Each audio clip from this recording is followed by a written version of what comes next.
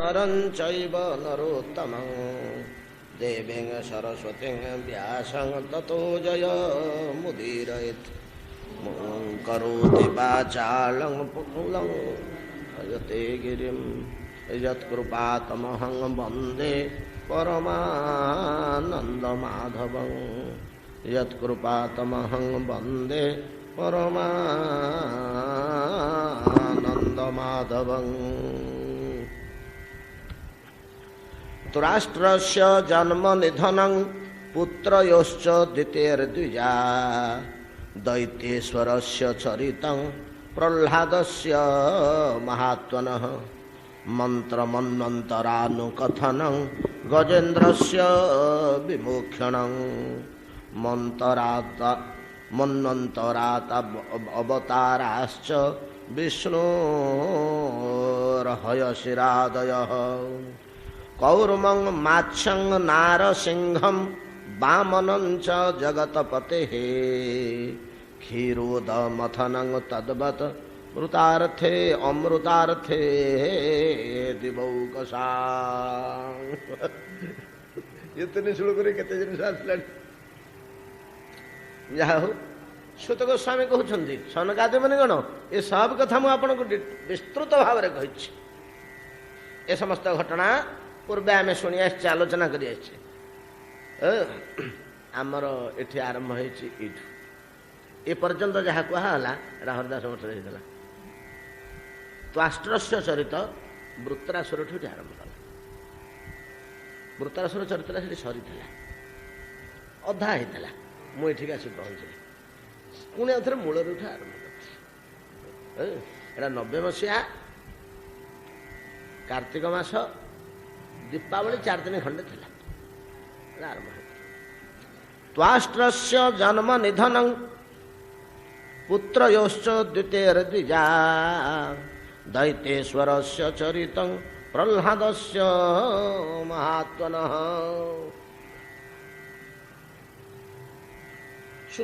सुत गोस्वामी कहउछन्ती सौनकादि मुनिगण ए समस्त घटनाक्रमे मु आपण मानकु जे बुझी आछि तार सारवत्ता पुनरह सूत्र गणना क्रमे पुनरास्वादन करा जाउछि। एक वस्तु आमे जेमिति गुंडाई खाई सारिक हाथ चाटू ओठ चाटू हाँ जे अमृत भोजन करती अमृत तृप्ति अमृत खाई सारा पर ओठ चाटती हाथ चाटती भल जिन हाथ चाटू सेमतिका ये हाथ चटा व्यवस्था या भितर सार सार जिनिस गुड़िक आलोचना कर प्रसंग क्रमे आम गड़े आसले षष्ठ स्कंदर चतुर्थ तृतीय अध्याय पर्यंत पलि जाइए। चतुर्थ पंचम मध्य सरी बोधे पंचम कि षष्ठ अध्याय हम षष्ठ स्कंदर। त्वाष्ट्रस्य चरित त्वाष्ट्र कहले त्वष्टा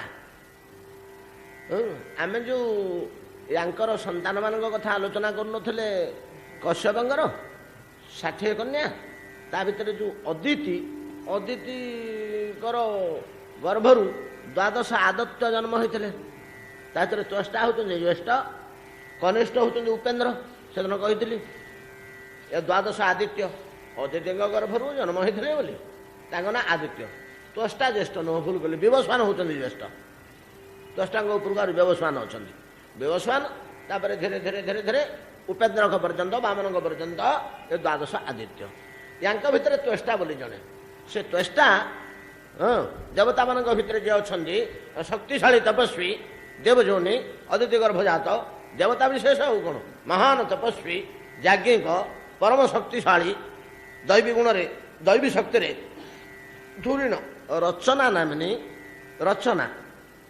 नामनी से गोटे राक्षस कन्या को विवाह करते से तो खूब कम था देवता संख्या कम राक्षस संख्या कम गोटे राक्षस कन्या को विवाह करते ना हूँ रचना। रचना थे अत्यंत बुद्धिमती गुणमती सुशीला पतिपरायणा ईश्वरपरायणा असुर हेले ईश्वर परायण होनी से कथा नुह प्रह्लाद आदि सेमती नुह। हाँ भगवान को पाइबा को समस्त अधिकार अच्छे पशु पक्षी कीट पतंग ब्राह्मण चंडाल बामण ठाकुर को उपासना कर चंडाल करनी एटा आम सनातन शास्त्र कहूनी समस्त समान अधिकार बोली कह କର୍ମରେ କାହାର କ'ଣ ଅଧିକାର ବଛା ହେଲା, କିନ୍ତୁ ଈଶ୍ୱର ଉପାସନାର ଅଧିକାର ସମସ୍ତଙ୍କର। ଯାହା ହଉ ଏଇ ରଚନାଙ୍କ ଗର୍ଭରୁ ଜାତ ହୋଇଥିବା ପୁତ୍ର, ରଚନାଙ୍କ ଗର୍ଭରୁ ତ ସେ ପ୍ରକୃତରେ ଜାତ ହେଇନାହାନ୍ତି। ହଁ ହଁ, ଏଇ ପରବର୍ତ୍ତୀ କାଳରେ ଏଇ ତ୍ୱଷ୍ଟ୍ରାଙ୍ଗରୁ ଯଜ୍ଞରୁ ଗୋଟିଏ ପୁତ୍ର ଜାତ କରିଥିଲେ। ରଚନାଙ୍କ ଗର୍ଭରୁ ବିଶ୍ୱକେତୁ ଜାତ ହେଇଥିଲେ। ଗୋଟିଏ ପୁତ୍ର ଜାତ ହେଇଥିଲେ, ତା ନାଁ ହେଉଛି କ'ଣ, ଏ ଆମର ବୃତ୍ରାସୁର। ବୃତ୍ରାସୁର, ଅସୁରମାନଙ୍କ ଭିତରେ ବୃତ୍ରାସୁର ଭଳିଆ ଅସୁର ଆଉ ଦେଖା ନାହିଁ। ବହୁତ ଅସୁର ଜାତ ହେଇଛନ୍ତି, ବହୁତ ଅଦ୍ଭୁତ କର୍ମ କରିଛନ୍ତି, କିନ୍ତୁ ବୃତ୍ରାସୁର ଗୋଟେ ଅଦ୍ଭୁତ ଶକ୍ତି। ଯଜ୍ଞରୁ ଜାତ ହେଇଛି, ଗୋଟେ ଅଦ୍ଭୁତ ଶକ୍ତି। ଏ ବୃତ୍ରାସୁରର ଜୀବନ କାଳ ଖୁବ୍ କମ୍। ଇଏ ପ୍ରହ୍ଲାଦଙ୍କ ଅପେକ୍ଷା କୋଟି ଗଣରେ ହରିଭକ୍ତ, ହିରଣ୍ୟକଶିପ ଅପେକ୍ଷା ଶତକୋଟି ଗୁଣରେ କ୍ରୂର, କଠୋର, ନିର୍ଦ୍ଦୟ, ଭୀଷଣ, ଭୟଙ୍କର। ଦୁଇଟା ଜିନିଷ ତା ପାଖରେ ଅଛି। ପ୍ରହ୍ଲାଦ ଅପେକ୍ଷା ଶତଗୁଣରେ, କୋଟି ଗୁଣରେ ଅଧିକ ହରିଭକ୍ତ। ଏଇ ବୃତ୍ରାସୁରକୁ ବଧ କରିଥିବାରୁ ଇନ୍ଦ୍ରଙ୍କର ବୃତ୍ରାରି ବୋଲି ଗୋଟେ ନାଁ ବସା ହେଲା। ତେଣୁ ପ୍ରସିଦ୍ଧ କି ବୃତ୍ର ଚରିତ ପ୍ରଥମେ କହୁଛନ୍ତି ସୁତ ସନକାଦି ମୁନିଗଣ, ବୃତ୍ର ଚରିତ ମୁଁ ତୁମକୁ କହିଛି। ଏଇଟା ଗୋଟେ ଲମ୍ବା କଥାଟିଏ, ଆମେ ସର୍ଟ କରି ତାର ସାର ସାର କଥା ଆଣିକରି କହିବା। ଏ ଯେଉଁ ବୃତ୍ର ଚରିତ ବୋଲି କହିଲେ, ବୃତ୍ର ଚରିତ ଭିତରେ କ'ଣ ଶିକ୍ଷଣ ରହିଲା? ଆମେ ତ ଶିକ୍ଷଣୀୟ ଆଦର୍ଶ ଜିନିଷ ଗୁଡ଼ିକ ଖୋଜି ବାହାର କରୁଛେ ନା। ଏ ଯେଉଁ ପୁନରାସ୍ୱାଦନ କାର୍ଯ୍ୟରେ ଆମେ ପ୍ରତ୍ୟେକ ବସ୍ତୁରୁ ସାର ସାର ଶିକ୍ଷଣୀୟ ଜିନିଷ ଖୋଜୁଛେ ନା। ଆଉ ଅଳ୍ପ କାହାଣୀ, ଆଉ ତା ଭିତରେ କ'ଣ ଆମର ଆମେ କ'ଣ ଗ୍ରହଣ କରିଥିଲୁ, କେଉଁଠିକି ଆମେ ମନେ ରଖିବୁ ସେଥିରୁ। ଆଉ ଏଇଥରେ ଗୋଟେ ଭଲ ଜିନିଷଟେ ଦିଆହେଇଛି। ଅନେକ ସମୟରେ ମୁଁ ଭାବେ ହାତ ଯୋଡ଼ିକିରି ବ୍ୟାସଦେବଙ୍କ ପାଖରେ, ସୁଖଦେବ ଗୋସ୍ୱାମୀ ପ୍ରଭୁ ଏତେ ବଡ଼ ଭାଗବତ ଭିତରେ ବୃତ୍ର ଚରିତ୍ରଟି ଆଉ ଅତ୍ୟନ୍ତ ଶିକ୍ଷଣୀୟ ଆମମାନଙ୍କ ପାଇଁ, ପ୍ରଥମ ଶିକ୍ଷଣୀୟ। ଏବଂ ବୃତ୍ର ଚରିତ୍ରକୁ ମୁଁ ପ୍ରିପେୟାର ହେଇକରି ତାକୁ ତିଆରି କରିଛି। ବାହାରକୁ ଗଲେ ପ୍ରବଚନ କରିବାକୁ ବୃତ୍ର ଚରିତ୍ର ମୋର 2 ଘଣ୍ଟା 2.5 ଘଣ୍ଟା ଲୋକେ ସ୍ଥାଣୁ ବାତ ବସିକରି ଶୁଣିବେ। ହଁ, ଏଇଟା ମୁଁ ଗର୍ବର ସହିତ କହୁଛି ଆଜ୍ଞା, ମୋତେ ଭାଗବତଙ୍କର କୃପା। ବୃତ୍ର ଚରିତ୍ର ଯେତେବେଳେ ମୁଁ କହୁଥିବି, ମୋର ତ ସ୍ୱରଟା ବଡ଼ ଉଚ୍ଚ। ଲୋକେ ଏ ସିଂହଦ୍ୱାରରେ ଲୋକେ ଯାଉଥିବା ଲୋକେ ବନ୍ଦ ହୋଇଯାନ୍ତି। ଏ ଭାଗବତଙ୍କର କୃପା। ଆଉ କାହିଁକି ନା ଏହା ଭିତରେ ସେମିତି ମହତ୍ୱପୂର୍ଣ୍ଣ ଜିନିଷ ଅଛି। କ'ଣ ୟା ଭିତରେ ଅଛି ଶିକ୍ଷଣୀୟ ଜିନିଷ? ପିଲେ ଇଆଡ଼େ ଶୁଣ, ଏ ଝିଅମାନେ ଇଆଡ଼େ ଶୁଣ, ବେଶୀ କଥା ହଉନି। କ'ଣ ୟା ଭିତରେ ଶିକ୍ଷଣୀୟ ଜିନିଷ ଅଛି? ଏ ଭିତରେ କ'ଣ ବଡ଼ ଜିନିଷ ଅଛି? ଆମେ ଜାଣୁ ପାପ ଓ ଅପରାଧ ଦୁଇଟା ଜିନିଷ ଅଲଗା, ନାଇଁ କି? ଏଇଟା ଆପଣମାନଙ୍କ ପାଇଁ ନୂଆ କି? ବହୁତ ଥର ଆମର ଏଟାକୁ ବାଛିବା କଠିନ। ସବୁ ଗୁଡ଼ାକ ବାଇଗଣ ବୋଲି ଆମ୍ବ ଥୁଆ ହେଇଛି ଯେ ଗୋଝରେ, ଗୋଟେ ଖଟା ତା ଭିତରେ ଗୋଟେ ମିଠା। ଆମେ ସିନା ବାଛି ପାରୁନେ କୋଉଟା ଖଟା କୋଉଟା ମିଠା, ଦେଖିବାକୁ ଏକା ଭଳିଆ ଦୁଶୁଛି, କିନ୍ତୁ ଗୋଟେ ଖଟା ଗୋଟେ ମିଠା। ସେମିତିକା ପାପ ଅପରାଧ, କିନ୍ତୁ ଆମ୍ବ ଏକ ଜାତୀୟ ଫଳ, ଦୁଇଟା ଏକା ଆମ୍ବ, କିନ୍ତୁ ଏକ ଜାତୀୟ କର୍ମ ପାପ ଅପରାଧ ହେଇଥିବାରୁ ତାକୁ ସହଜରେ ବାଛି ହୁଏନା। ପାପ ଆଉ ଅପରାଧ, ପାପ ପାଇଁ କ୍ୟାଟେଗୋରୀ ତିଆରି କରାହେଇଛି, ଆମେ ଆଲୋଚନା କରିଛେ, ଶାସ୍ତ୍ରରେ ତାର ବର୍ଣ୍ଣନା ଅଛି, ଏବଂ ସେ ଗୋଟେ ଅଲଗା ଜିନିଷ। କିନ୍ତୁ ଅପରାଧ ଆଜ୍ଞା ଗୋଟେ ଅତି ଭୟଙ୍କର, ଭୟଙ୍କର, ବୃତ୍ରାସୁର ଅପେକ୍ଷା ଆଉ ଭୟଙ୍କର ଜିନିଷ। ଅପରାଧ ବୃତ୍ରାସୁର ଅପେକ୍ଷା ଆଉ ଭୟଙ୍କର ଜିନିଷ।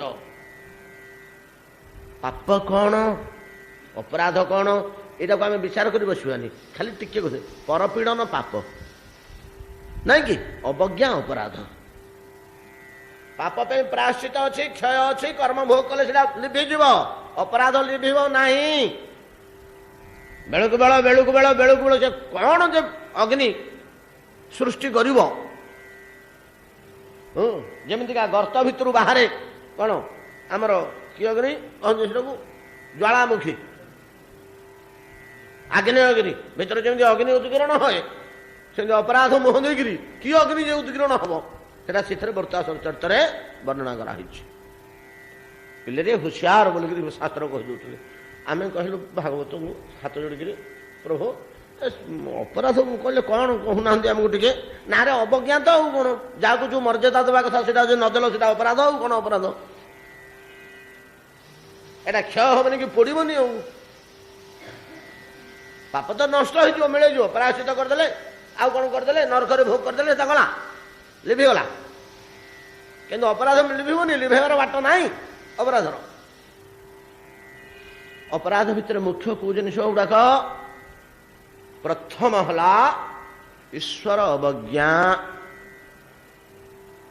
ଈଶ୍ୱର ଅବଜ୍ଞା ଶ୍ରୀମୂର୍ତ୍ତି ଏ ଯେଉଁ ବିଗ୍ରହ ମାନେ ୟାଙ୍କ ପାଖରେ ଯଦି କିଛି ଆଜ୍ଞା ୟାଙ୍କୁ ପରମ ଦୁଃଖ ଦିଅ କିନ୍ତୁ ଅବଜ୍ଞା କରିନ ପ୍ରେମ ଅଛି ହୃଦୟରେ ପ୍ରୀତି ଅଛି ଆଣ୍ଠୁ ବାଜିଗଲା ଯେ ମୁହଁ ମାଡ଼ିକରି ଠାକୁରଟା ପଡ଼ିଲା ଆଉ ଥରେ ଆପଣ ଗୋଟିଏ ପଟେଇକରି ଥୋଇଲେ କିନ୍ତୁ ହୃଦୟରେ ପ୍ରୀତି ଅଛି ମୋଟେ ସେ ଠାକୁର ଗ୍ରହଣ କରିବନି ବୋଲେ ଆଉ କ'ଣ ତରବରିଆକରି ଯାଉଥିଲା ତ ଆଣ୍ଠୁଟା ଚଣ୍ଡାଳ ମୋତେ ଆଣ୍ଠୁଆ ମାରୁଛୁ ବଡ଼ ତ ଦାନ୍ତ ଝଡ଼େଇ ଦେବି ରହ ଏ କଥା କହିବ ଆଜ୍ଞା ଠାକୁର ଏଇ କଥା କହିବ କିନ୍ତୁ ସେ ଘରକୁ ପଳେଇଲା ବେଳକୁ ଯଦି ଆପଣଙ୍କ ଅପରାଧ ଅଛି ଅବଜ୍ଞା ହେଇଛି ତା ଅଛି ତ ଠାକୁରଟେ ମୁଁ ବାଟେ ଯିବି ଆଉ କେତେ ମୁଣ୍ଡିଆ ମାରୁଥିବି ସରିଗଲା କଥା ଆଉ ନାହିଁ ଅବଜ୍ଞା ବୋଲି ବୁଝୁଛନ୍ତି ତ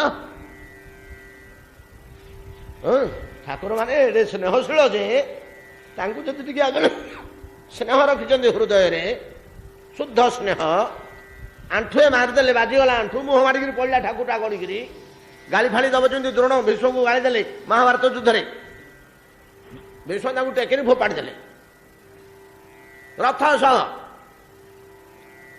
ହଁ ଯେତେବେଳେ ଭୀଷ୍ମ କହିଲେ ଭୀଷ୍ମ ନାହିଁ ମ ଦ୍ରୋଣ ଗୁରୁ ଦ୍ରୋଣ ହଁ ଏ ଭୀମ ତମ ଭାଇ ଆମକୁ ମୁଣ୍ଡିଆ ମାରିକିରି ଗଲେ ତମ ଅର୍ଜୁନ ଆଉ ତମେ ମଧ୍ୟ ସେମିତି ମୁଣ୍ଡିଆ ମାରିକିରି ପଳେଇବ କି କାପୁରୁଷ ଭଳିଆ ନା ଯୁଦ୍ଧ କରିବ ନାଇଁ ଯୁଦ୍ଧଟେ କ'ଣ ଆପଣଙ୍କ ସାଥିରେ କରିବି ମୋର କାମ ଅଛି ଯିବେ ଧନ ତାର ରଥ ଫଥ ଧରି ଟେକିକିରି ଫୋପାଡ଼ି ଦେଲେ ତିନି ଗଡ଼ିଆଣି ହେଇକିରି ଆଜ୍ଞା ଦ୍ରୋଣ ପଡ଼ିଲେ ଉଠି ବୋଲେ ଚଣ୍ଡାଳ ଚୋର ବଦମାସ କୃପଣ ହଁ ତ ମୁହଁ ଚାହିଁବେନି ଆଉ ଅନ୍ତଃକରଣରେ ଅଛି ଆମ ପିଲାମାନଙ୍କର ଜୟ ହଉ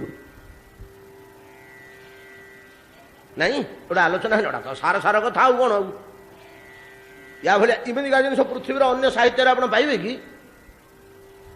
ଅନ୍ତଃକରଣ ଆମ ପିଲାଙ୍କର ଯୋଉ ଯାଉ କାହିଁ କହୁଛନ୍ତି ଭୀମଙ୍କୁ ଏ କଥା ମୋ ସାଥିରେ ଯୁଦ୍ଧ କରିବ ବୋଲେ 2 ଘଣ୍ଟା ଡେରି ହେଇଯିବ ତାକୁ ବତେଇ ଦେଉଛନ୍ତି ତୋ ଭାଇ ପଳେଇଛି ଏମିତି ତୁ ପଳା ଇନଡାଇରେକ୍ଟ କହୁଛନ୍ତି ପଳେଇଲେ ତାକୁ ସାହାଯ୍ୟ କରିବୁ ମୁଁ ତ ଦ୍ୱାର ମୁହଁରେ ଯାଇକିରି ଛିଡ଼ା ହେଇଛି ଗେଟ୍ ରକ୍ଷା କରତା ହେଇକିରି ମୁଁ ତା ସାଥିରେ ଯଦି ତୁ ଯୁଦ୍ଧ କରିବୁ ବୋଲି କହିଲେ 2-3 ଘଣ୍ଟା ଡେରି ହେଇଯିବ ତ ଭାଇକି ସାହାଯ୍ୟ କରିବୁ କି ଅର୍ଜୁନ ପଳେଇଲାଣି ଭିତରକୁ ତେଣୁ ମନେ ପକେଇ ଦେଉଛନ୍ତି ଇ ବାଟରେ ପଳା ବୋଲି ମୂର୍ଖଟା ଜାଣିଛନ୍ତି ନିର୍ବୁଦ୍ଧିଆଟା ଭୀମ ତ କହୁଛନ୍ତି ଏ ଭୀମ ତମ ଭାଇ ତ ଏମିତି ମୁଣ୍ଡିଆ ମାରିକିରି ମୋତେ ପଳେଇଲେ ପ୍ରଦକ୍ଷିଣ କରିକିରି ତମେ ମଧ୍ୟ ସେମିତି ପଳେଇବ ନା କ'ଣ ମନେ ପକେଇ ଦେଉଛି ଏମିତି ପଳା ବୋଲି ଇଏ ତ ହୁଣ୍ଡା ମୁଣ୍ଡିଆ ମାରୁଛି ଆପଣଙ୍କୁ ଇଲେ ଏଠି କୁହାହେଇଛି ମହାଭାରତରେ ପ୍ରଚୁର ସୁରାପାନ କିରାତୀୟ ମଧୁପାନ କରିଥିଲେ ଭୀମ ଏତିକି ବେଳକୁ ପଶିଲା ବେଳକୁ କ'ଣ ଏଗୁଡ଼ା କହିବି ବହୁତ କଥା ଅଛି ପୁରାଣରେ এটা ଗୋଟେ ଅତି ଭୟଙ୍କର ସମୟର କଥା କିରାତୀୟ ମଧୁ 2 କଳସୀ ପାନ କରିକି ଭୀମ ବାହାରିଲେ ବ୍ୟୁହ ଭେଦ କରିବାକୁ ଜଗିଛନ୍ତି କହୁଛନ୍ତି ତୁ ପଳା ଭାଇ ଯୋଉ ବାଟେ ଗଲା ସେ ବାଟେ ପଳା ମୋତେ ମୁଣ୍ଡିଆ ମାରିଦେବି ପଳା ଇଏ ତାଙ୍କୁ ଫୋପାଡ଼ି ଦେଲେ ଏତେ ଟେକିକିରି ଆଉ ନିଶାଖୋର ଅବସ୍ଥାରେ ତ ଅଛନ୍ତି ସେଠି ପଡ଼ିଲେ ଉଠିଲେ ତଥାପି ଶିଷ୍ୟ ପ୍ରତି ଅନ୍ତଃକରଣରେ ରହିଛି ଏଠି ଭାବ ଯେ ଗାଳି ଦେଉଛନ୍ତି ସିନା କାହିଁକି ନା ସେ ଜାଣୁଛନ୍ତି ଭୀମ ଯଦି ହୁଣ୍ଡାଳିଆ କାମ ସିନା କରିଦେଲା ନହେଲେ ଦରକାର ପଡ଼ିଗଲେ ସେ ମୋତେ କେବେ ହେଲେ ଅବଜ୍ଞା କରିବନି ଗୁରୁଦେବ ବୋଲିକି ତାର ଭକ୍ତିଟା ଭିତରେ ନାହିଁ ଏକଥା ନୁହଁ ବୁଝିଲେ ନା ଇତ୍ୟାଦି ନାନା କାରଣରୁ ମୁଁ ବୁଝଉଛି ଅପରାଧଟା କ'ଣ ସହଜରେ ଧରି ହୁଏ ନା ଅପରାଧ ପ୍ରଥମ ଅପରାଧ ହେଲା ଈଶ୍ୱର ଅବଜ୍ଞା 2 ହେଲା ବେଦ ଅବଜ୍ଞା ଅପରାଧର ଇଏ କ'ଣ ହେନି ଅପରାଧ ହେଉଛି ପ୍ରଥମ କ୍ୟାଟେଗୋରୀ ହେଲା 2 ପ୍ରକାର ଗୋଟେ ହେଉଛି ସେବାପରାଧ ଗୋଟେ ହେଉଛି ନାମାପରାଧ ନାମାପରାଧ ହେଉଛି 10 ସେଗୁଡ଼ାକ କେତେ ଯେ ଭୟାନକ କି ଜ୍ୱାଳାମୟ ସେ ଅଲଗା ନାମାପରାଧ ସେବାପରାଧ ହେଉଛି 32 ନାମାପରାଧ 10 ସେବାପରାଧ 32 ଏମିତି 2 ପ୍ରକାର ଅପରାଧ ଅପରାଧ କହିଲେ ଅବଜ୍ଞା ଉପଯୁକ୍ତ ଗୌରବ ଯାହାକୁ ଯାହା ଦବା କଥା ନ ଦବା ବାପ ବସିଛନ୍ତି ଆମେ ବିଦେଶରୁ ଆସିଲେ ବୁଢ଼ା ବାପୁଟେ ଏମିତି ଚିରା ଲେଙ୍ଗଡ଼ା ଖଣ୍ଡେ ପିନ୍ଧିକିରି ବୋଧେ ଜୀବନ ଆଗ ସେ ଛେଳି ଗୁହାଳ ଉଳେଇ ଉଳେଇ ଛେଳି ଜଗି ଜଗିକିରି ବୁଢ଼ା ହେଲାଣି ବସିଛି ଆମେ ପ୍ଲେନ୍ରେ ଆସିଛେ ମ ଆମର ଷ୍ଟାଟସ୍ ଅଲଗା ଯାଉଛି ତଥାପି ପାଦ ତଳେ ମୁଣ୍ଡିଆ ମାରିଲେନି କି ନହେଲେ ନମସ୍କାର ବାପା ବୋଲି କହିଲେନି ସେ ଦୁମ୍ ଦୁମ୍ ଦୁମ୍ ଜୋତା ପିନ୍ଧିକିରି ଆଣ୍ଠୁ ପର୍ଯ୍ୟନ୍ତ ପଳେଇ ଗଲେ ବାପ ପୁଅ ଯାଉଛି ମନଟା ଟିକେ ମୁଁ ବସିଛି ଏଠି ପଳେଇଲା ମୁଁ ଏଠି ବସିଛି, ପୁଅ ବାଟେ ପଳେଇଲା ଦୁମଦୁମ ହେଇକିରି, ୟା ନା ହେଲା ଅପରାଧ। ଏଇ ଏକ୍ଜାମ୍ପଲଟା ତ ମୁଁ ଆପଣମାନଙ୍କୁ ବହୁତ ଥର କହିଛି, ଆଜି ନୂଆ ନୁହଁ, ଆଉ ତ ଭଲ ଏକ୍ଜାମ୍ ବୁଝିଲା ଭଳିଆ ମିଳିବ। କିନ୍ତୁ ତେବେ ଈଶ୍ୱର ଅବଜ୍ଞା, ବେଦ ଅବଜ୍ଞା ବା ଶାସ୍ତ୍ର ବେଦ ଅବଜ୍ଞା, ସାଧୁ ଅବଜ୍ଞା, ଶିବ ଅବଜ୍ଞା, ଇଏ ଚାରି ହେଲା ଭୟାନକ। ଭୟାନକ ମାନେ ଚରମ। ଇଏ ଚାରିଟାକୁ ଗୋସାଇଁଜୀ ରାମଚରିତ ମାନସରେ ଗୋଟେ କଥା କହିଛନ୍ତି, ହରିହର ନିନ୍ଦା ସୁନୈଜ କାନା ହୋଇ ପାପ ଗୋ ଘାତ ସମାନ। ଯଦି କିଏ ଗୁରୁ ନିନ୍ଦା କରୁଛି, ସାଧୁ ନିନ୍ଦା କରୁଛି, ଯଦି କିଏ ସେ ଈଶ୍ୱର ନିନ୍ଦା କରୁଛି, ଯଦି କିଏ ସେ ବେଦ ନିନ୍ଦା କରୁଛି, ଯଦି କିଏ ସେ ଶିବ ନିନ୍ଦା କରୁଛି, ଏ ଚାରି ଜାଗାରେ ଯିଏ ଶୁଣିଲା, ଜଣେ କରୁଛି ଆଉ ଜଣେ ଶୁଣିଲା, ଶୁଣିବା ଲୋକର ଗୋ ହତ୍ୟା ପର୍ଯ୍ୟନ୍ତ ପାତକ ଶୁଣିବା ଲୋକର, କରିବା ଲୋକ କଥା ଛାଡ଼, କହିବା ଲୋକ କଥା ଛାଡ଼। ଶିବ ନିନ୍ଦା ଶୁଣିଦେଲେ ବୋଲିକିରି ସତୀ ଯଜ୍ଞ ଗୁଣର ଦେହଟା ତ୍ୟାଗ କରିଦେଲେ ଟି। କଣ କହୁଛନ୍ତି ଶାସ୍ତ୍ର ତା ଉପରେ? ଏଇ ଜିନିଷଟା ଯଦି ଶୁଣିବ, ଯିଏ ଏଇଟା କରୁଥିବ, ତା ଜିଭଟାକୁ ବଳପୂର୍ବକ ଉପାଡ଼ି ଦବ। ଏଇଟା ଗୋଟିଏ ଦଣ୍ଡ ତା ପାଇଁ ଶାସ୍ତ୍ର ବ୍ୟବସ୍ଥା କରିଛନ୍ତି।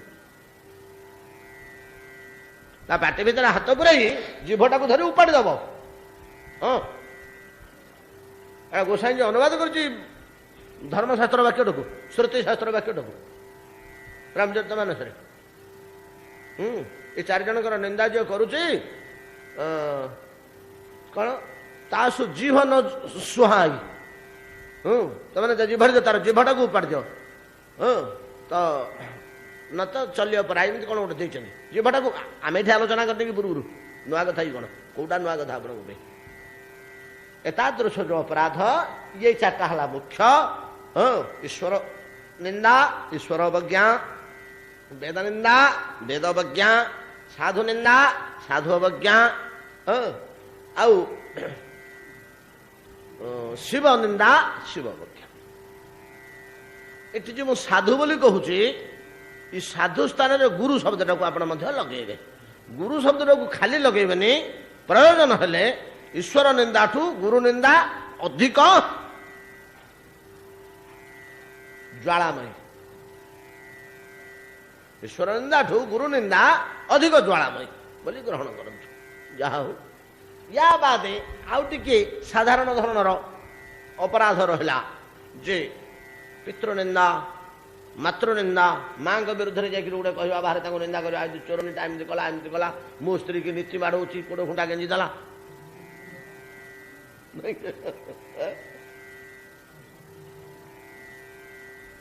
ମାତୃନିନ୍ଦା, ପିତୃନିନ୍ଦା, ପୂଜ୍ୟ ନିନ୍ଦା, ଶିକ୍ଷକ ନିନ୍ଦା, ଯିଏ ଶିକ୍ଷା ଦେଇଥିଲେ, ପାଠ ପଢ଼େଇଥିଲେ, ଶିଖେଇଥିଲେ, ଯେ ହାତ ଘୋରେଇକିରି ମଣିଷ କରିଥିଲେ, ଆଖି ଫିଟେଇଥିଲେ, ଜ୍ଞାନାଞ୍ଜନ ଶଳା କୟା, ହାତରେ ଖଡ଼ି ଦେଇକିରି, ଯେ ନାଇଁ କି ମୁଁ ଅର୍ଥ କରେ ଜ୍ଞାନାଞ୍ଜନ ଶଳକା ବୋଲେ ଯିଏ ପ୍ରଥମେ ହାତରେ ଖଡ଼ି ଖଣ୍ଡେ ଧରେଇକିରି ଘୋରେଇଥିଲେ, ଏଇଟା କ, ଏଇଟା ମ, ଏଇଟା ଚ, ଘୋରୁଥା, ସେଇଠୁ ଆମେ ମଣିଷ ହେଲୁ, ସେଇଠୁ ଆମେ ମଣିଷ ହେଲୁ ଇତ୍ୟାଦି ସମସ୍ତଙ୍କର, ପୂଜ୍ୟମାନଙ୍କର ଅବଜ୍ଞା କରିବା, ନିନ୍ଦା କରିବା, ଏଇଟା ହଉଛି କ'ଣ ନା ଅତି ଭୟାନକ ଅପରାଧ। କିନ୍ତୁ ସେ ଉପରର ଚାରିଟା, ସେଗୁଡ଼ାକର ଭୟାନକ ଶବ୍ଦ ତା ପାଇଁ ଯଥେଷ୍ଟ ନୁହଁ, ତା ପାଇଁ ଶବ୍ଦ ନାହିଁ କିଛି। ଆଉ ମୋର ନିବେଦନ, ଏଥିରେ ମୋରି ପିଲେ ମଧ୍ୟ କେତେ ଅଛନ୍ତି, ଆଉ ଆପଣମାନେ ସମସ୍ତେ ମଧ୍ୟ ସମସାମୟିକ ବ୍ୟକ୍ତି ଅଛନ୍ତି। ଆଜ୍ଞା, ଆଉ ଯାହା ହେଉଛି ହଉ ପଛେ ଜୀବନରେ କି ଗୋଟାକ ଜିନିଷ ଜଗିଥାନ୍ତୁ, ପାପ ଲକ୍ଷ୍ୟ ହେଇଯାଉ, ମୁଁ କିଛି ଯାଏନି। ଆମେ ଯଦି ପାରିବା ପ୍ରାୟଶ୍ଚିତ କରି ଧୋଇ ଦେବା, ନହେଲେ ସେଠି ତ କାଲି କହିଛନ୍ତି ଉଚ୍ଚସ୍ୱର କରି ଯଦି ଆମେ ଆକୁଳ ବ୍ୟାକୁଳ ପ୍ରାଣର ହରିନାମ ଗୋଟେ କରି ପକେଇବା, ଯେମିତି ଗୋଟେ ପାପ ମୋ ଦ୍ୱାରା ହେଇଯାଇଛି ପଡ଼ିଯିବ, ପାପ ପାଇଁ ଏତେ ଅନୁତାପ କରିବା ଦରକାର ନାହିଁ, ଅପରାଧ ପାଇଁ ଟିକେ ହୁସିଆର। କେବେ ହେଲେ ଅପରାଧ ଜିନିଷଟା ଯେମିତି ନ ହଉ, ରାତି ପାଇଲେ ଠାକୁରଙ୍କ ଜଗନ୍ନାଥଙ୍କ ପାଖରେ ଜଣେଇବେ, ଜଗନ୍ନାଥ ହେ ଆଜି ଦିନଟି ଯେମିତି ମୋ ଦ୍ୱାରା ଅପରାଧ ନ ହଉ, ଆଜି ଦିନଟି ଯେମିତି ମୋ ଦ୍ୱାରା ଅପରାଧ ନ ହଉ। ଆଉ ଏଇ ଆକୁଳତାଟା ଯଦି ଆମେ ଜଣେଇବା, ଠାକୁର ଆମକୁ ରକ୍ଷା କରିବେ ମାତ୍ର ନିଶ୍ଚିତ। ସେ କହିବା ଭଲ କଥାଟେ ଚାହୁଁଛି, ଆଉ ଆଜି ଦିନଟା କହିଛି ସେରେ ହଁ କାଲି ସକାଳ 6ଟା ପର୍ଯ୍ୟନ୍ତ ନଜର ରଖିବ, ତା ଦ୍ୱାରା ଯେମିତି ଅପରାଧ ନ ହୁଏ। କାଳକୁ କର୍ମକୁ ସମସ୍ତଙ୍କୁ କହିଦେବେ। ଜଗନ୍ନାଥ ଯାହା ହଉ ଏ ଅପରାଧ ଓ ତାର ଭୟାନକତା, ତା କି ପ୍ରକାର ସେ କୁଆଡ଼କୁ ଯାଉଛି, ତାର ଗୋଟିଏ ସୁନ୍ଦର ସୂଚନା ଦେଇ ଆମକୁ ସତର୍କ କରିଦେଉଛନ୍ତି ଶ୍ରୀମଦ୍ ଭାଗବତ ଯେ ତମେ ଯାହା ହେଲେ ମଧ୍ୟ ଅପରାଧ କରନା। ଘଟଣା କ'ଣ?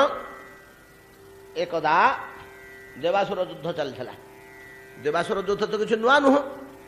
ଏଇ ଦେବାସୁର ଯୁଦ୍ଧଟା ନବମ ସ୍କନ୍ଧର ଅମୃତ ମନ୍ଥନ ପରବର୍ତ୍ତୀ ଦେବାସୁର ଯୁଦ୍ଧ ନୁହଁ।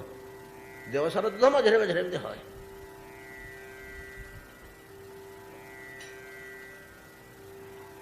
ହେ ଅସୁରମାନେ ଏକଜୁଟ ହେଇଯିବେ। ଗୋଟେ ଦିନ ରାତି ଅଧରେ ଯାଇକି ଚଢ଼ଉ କରିବେ ସ୍ୱର୍ଗ ଉପରେ। ଏ ଦେବତା ମାନେ ତାଙ୍କର ଅସ୍ତ୍ର ଶସ୍ତ୍ର ଧରିକି, ସେମାନଙ୍କ ମଧ୍ୟ ଟାଣୁଆ ଟାଣୁଆ ଅସ୍ତ୍ର ଅଛି, ସେ କୋଳାହଳ କରି ବାହାର କରିବେ। 4 ଦିନ 3 ଦିନ 2 ଦିନ ଲେଖେ ବାଡ଼ିଆ ପିଟା ଗଣ୍ଡ ଗୋଳ ନାନା ପ୍ରକାର ହବ। କେତେବେଳେ ଇଏ ଭାଗି ପଳାନ୍ତି, କେତେବେଳେ ସିଏ ଭାଗି ପଳାନ୍ତି, କେତେବେଳେ ଦେବତା ମାନେ ଭାଗି ଯାଆନ୍ତି, କେତେବେଳେ ଅସୁରମାନେ ମଧ୍ୟ ପରାସ୍ତ ହେଇକି ପଳାନ୍ତି। ସେମିତି କହିପାରିବ ଯୁଦ୍ଧ କଥା। ଉଭୟ ଦଳ ଶକ୍ତିଶାଳୀ ନା, ବରଂ ବ୍ରହ୍ମା ଓ ଶ୍ରୀହରିଙ୍କର ଦେବତାମାନଙ୍କ ପ୍ରତି ଟିକେ ଦୃଷ୍ଟି ଅଛି, କିନ୍ତୁ ଅସୁରମାନଙ୍କ ପକ୍ଷରେ ଶୁକ୍ରାଚାର୍ଯ୍ୟଟା ରହିଛି। ଦ୍ୱିତୀୟ ଭଗବାନ ମଧ୍ୟ ନିଜର ଓଜନଟା ଅନୁସାରେ ଗୋଟେ ବ୍ୟାଲେନ୍ସ ପାଇଁ ଗୋଟେ ତିଆରି କଲେ। ଶୁକ୍ରାଚାର୍ଯ୍ୟ କାର୍ଯ୍ୟରେ ଶକ୍ତିରେ ଦ୍ୱିତୀୟ ଭଗବାନ। ଋଷି ମୁନିମାନଙ୍କ ଭିତରେ ଶୁକ୍ରାଚାର୍ଯ୍ୟଙ୍କ ଭଳିଆ ଶକ୍ତି ଲୋକ ନାହିଁ। ବ୍ରହ୍ମଟାକୁ ଇଚ୍ଛା ଅନୁସାରେ ସେ ଖେଳୁଛନ୍ତି। ଏପରି ବ୍ରହ୍ମଜ୍ଞ ଭଗବାନଙ୍କର ଏତିକି ପ୍ରିୟ ଲୋକ ଜଗତରେ ଆଉ କିଏ ନାହିଁ ଯେ ତାକୁ ଦେଇଛନ୍ତି। ନାଇଁ କି ଗୋଟେ କଥା କହି ଖରାପ ଭାବିବନି। ପାକିସ୍ତାନକୁ ଏଇକ୍ଷଣି ଯାହାକୁ ଆମ୍ବାସଡର କରି ପଠେଇବେ ଆମ ପ୍ରାଇମ ମିନିଷ୍ଟର, ଅତି ପ୍ରିୟ ଲୋକ ନହେଲେ ପଠେଇବେ? ନହେଲେ କ'ଣ ନାଇଁ କ'ଣ କରିଦେବ ସେ ଭିତରେ। ଯେମିତି ଶକ୍ତିଶାଳୀ ଲୋକ ହେଇଥିବ ଆଉ ନିଜର ବିଶ୍ୱସ୍ତ ପ୍ରିୟ ହେଇଥିବ, କିନ୍ତୁ ଅସୁରମାନଙ୍କୁ ନିୟନ୍ତ୍ରଣ କରିବାକୁ ଯାହାକୁ ପଠେଇଛନ୍ତି ଭଗବାନ, ଏଇଟା ତାଙ୍କ ସୃଷ୍ଟି ତ। ଆମେ ସିନା ନିଶ ମୋଡୁଛେ, ମୁଁ ଏମିତି କରିଦେଲି, ମୁଁ ଏମିତି କରିଦେଲି, ମୁଁ ଏମିତି କରିଦେଲି। ସୂତା ଖଣ୍ଡେ ଆମେ ଛିଣ୍ଡେଇ ପାରିବା କି? ଅଗ୍ନି ଦେବତା ପରା କୁଟା ଖଣ୍ଡେ ଜଳେଇ ପାରିଲେନି। କର୍ତ୍ତା ଗୋଟେ। ଆମେ ଅଭିମାନ କରିବୁ, ମୁଁ କରିଦେଲି, ମୁଁ ଏମିତି କରିଦେବାରୁ ଏମିତି ହେଇଗଲା ନା, ଆଉ ନହେଲେ ତ ସବୁ ଭାସି ଯାଇଥାନ୍ତା, ଆଉ ମୁଁ ନଥିଲେ ଆଉ ମୁଁ ଯିବିନି ବୋଲୁଥିଲି, ଦୈବାଦ ଘୋଷାଡ଼ି ପଳେଇଥିଲି ବୋଲି ବଞ୍ଚିଲେ ଗୁଡାକ। ଆମେ ସେମିତି ଅଭିମାନ କରୁ। ପ୍ରତ୍ୟେକ ଛୋଟ ଆପଣମାନଙ୍କୁ ସବୁ ବୁଝେଇକିରି ଆମେ ଆଲୋଚନା କରିଛୁ ଏଠି ଉପନିଷଦରୁ ବାଛି ବୁଝିକିରି। ଗଛରୁ ପତ୍ରଟିଏ ପଡ଼ିଲେ ଈଶ୍ୱର ଇଚ୍ଛାକୁ ଅପେକ୍ଷା କରୁଛି। କି କର୍ମ ବା ସେ? ଗଛରୁ ପତ୍ରଟିଏ ଖସି ପଡ଼ିବାଟା କି କର୍ମ? ଗୋଟେ ବୃହତ୍ତମ କର୍ମ। ତଥାପି ସେ ଈଶ୍ୱର ଇଚ୍ଛାକୁ ଅପେକ୍ଷା କରୁଛି। ଯଦି ଗଛରୁ ପତ୍ର ପଡ଼ିବାଟା ଈଶ୍ୱର ଇଚ୍ଛାର ଅନ୍ତର୍ଗତ, ଆଉ ସବୁ କାମ ଗୁଡ଼ାକ ଆମର ଇଚ୍ଛା କେମିତି ହେଇଯିବ, ଆମ ଶକ୍ତି କେମିତି ହେଇଯିବ? ଯାହା ହଉ এই ପ୍ରକାର ଭାବରେ ଯେତେବେଳେ ଦୈବାସୁର ଯୁଦ୍ଧ ଚାଲିଥିଲା, ସେଥରକ କ'ଣ ହେଇଛି ନା ଦେବତାମାନଙ୍କର ବିଜୟ ଲାଭ ହେଇଛି। ଦେବତାମାନଙ୍କର ବିଜୟ ଲାଭ ହେଇଛି। ଅସୁରମାନଙ୍କର ପରାସ୍ତ ହେଇଯାଇଛନ୍ତି। ଅସୁରମାନେ ବିତାଡ଼ିତ ହେଇକରି ସେମାନେ ଦୁର୍ବଳ ହେଇଗଲେ। ଆଉ ସେ ତାଙ୍କର କିଏ ପାତାଳରେ, କିଏ ଗହ୍ୱରରେ, କିଏ ସମୁଦ୍ର ଭିତରେ, କିଏ ବିଳ ଭିତରେ, ଛଡ଼ା ଯେମିତି ଲୁଚନ୍ତି, ସେ ତାଙ୍କର ଯେ ଯୁଆଡ଼େ ଯାଇକରି ଲୁଚିଗଲେ। ଦେବତାମାନେ ବିଜୟ ଉତ୍ସବ କଲେ। ନାଇଁ କି କ୍ରିକେଟରେ ଜିଣିଲେ ଯେମିତି ଆମେ ବାଣ ଫୁଟଉଛେ, ଭୋଜି କରୁଛେ, ପାକିସ୍ତାନ ବିରୁଦ୍ଧରେ ଜିଣିଗଲେ, ନାଇଁ କି ସେମିତି ସିଏ ତାଙ୍କର ବିଜୟ ଉତ୍ସବ ପାଳନ କରୁଥିଲେ। ଏଇକ୍ଷଣି ଆମର ବିଜୟ ଉତ୍ସବ ବୋଲେ କେବଳ ପାକିସ୍ତାନ ସହିତ କ୍ରିକେଟର ବିଜୟଟା ସବୁଠୁ ବଡ଼ ବିଜୟ ନା ଆମର? ଆଉ ଏତେ ଆମେ ଖୁସି ମନଉନେ ତ ବୁଦ୍ଧରେ। ସେମିତି ତାଙ୍କର ବେଶ ଉତ୍ସବ କରୁଛନ୍ତି। ନାନା ଦୀପମାଳା, ଆଲୋକମାଳା, ଅଶ୍ୱରୀମାନଙ୍କର ସ୍ୱର୍ଗ କଥା ଆଉ କ'ଣ ବର୍ଣ୍ଣନା କରିବୁ ମୁଁ। ସେଠିକାର ଖାଦ୍ୟପେୟ, ଶୋଭା ସମ୍ଭାର, ବୈଭବ ଚାଲିଛି। ଉତ୍ସବ ମଧ୍ୟ ଅନେକ ଦିନ ହେଲା ଚାଲିଛି। ଏମିତି ସକାଳୁ ଗୋଟେ ସଭା ବସିଛି, ଇନ୍ଦ୍ରଙ୍କର ସଭା। ଇନ୍ଦ୍ରଙ୍କର ସଭାର ଗୋଟେ କ'ଣ ନାଁ ଅଛି ମ? ସମସ୍ତଙ୍କ ସଭାର ନାଁ ଅଛି ଦେବସଭା ମାନଙ୍କର। ଅମରାବତୀ। ପୁରୀର ନାଁ ଅମରାବତୀ। ଇନ୍ଦ୍ରଙ୍କ ପୁରୀର ତାଙ୍କ ଘରର ନାଁ ହେଉଛି ଅମରାବତୀ। ଆଉ ସଭାର ନାଁ ହେଉଛି ଏମିତି ଗୋଟେ କ'ଣ ଅଛି ନା,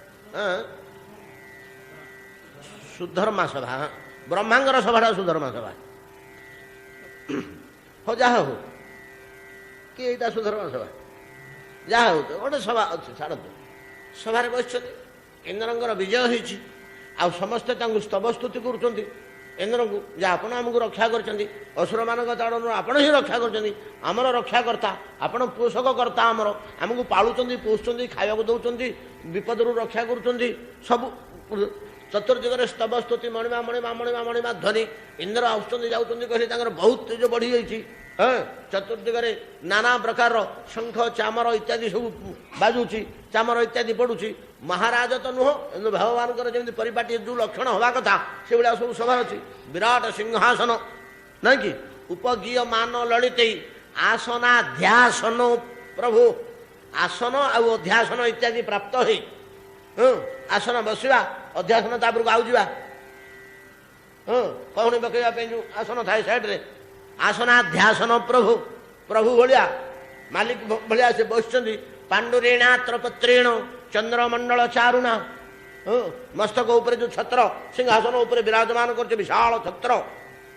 ଚନ୍ଦ୍ରମଣ୍ଡଳ ଉଦୟ ହେଲା ଭଳିଆ ଦେଖୁଛି, ଯେମିତି ଚନ୍ଦ୍ର ଉଦୟ ହେଲେ ତା ଚାରିପଟେ ଗୋଟେ ମଣ୍ଡଳ ପଡ଼ିଲେ ଯେମିତି ଶୋଭା ଦେଖାଯାଏ ମୁକ୍ତ ଆକାଶରେ, ସେଭଳିଆ ଚନ୍ଦ୍ରମଣ୍ଡଳ ଚାରୁଣା। ପାଣ୍ଡୁରେଣାତ ପତ୍ରେଣ, ଆତପତ୍ର କହିଲେ ଛତ୍ର।